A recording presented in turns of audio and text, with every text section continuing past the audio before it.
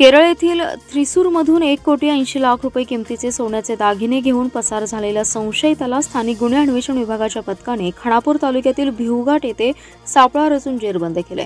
विश्वास रामचंद्र कदम असं अटक केलेल्या संशयिताचं नाव आहे। संशयित विश्वास कदम याचे केरळमधील थ्रिसूरमध्ये सोन्याचे दागिन्यावर हॉलमार्क करून देण्याचा व्यवसाय आहे।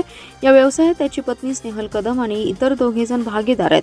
थ्रिसूरमधील सराफी व्यावसायिक सदानंदन पोन्नापन्न यांनी एप्रिल 2024 मध्ये विश्वास कदम याला 1,80,00,000 रुपये किमतीचे सोन्याचे दागिने हॉलमार्कसाठी दिले होते, पण विश्वास कदम याने हॉलमार्क करून सोने परत न देता पसार झाला होता। या प्रकरणी थ्रिसूर पोलीस ठाण्यात कदम याच्यावर फसवणुकीचा गुन्हा दाखल करण्यात आला होता। या गुन्ह्याच्या तपासासाठी केरळ पोलिसांचं पथक सांगलीत आलं होतं।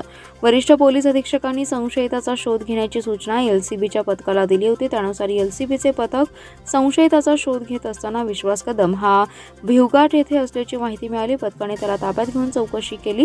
त्याने गुन्ह्याची कबुली देत 2.25 कोटीचे सोने थ्रिसूरमध्येच विकल्याची कबुली दिली। त्याला केरळ पोलिसांच्या ताब्यात देण्यात आले।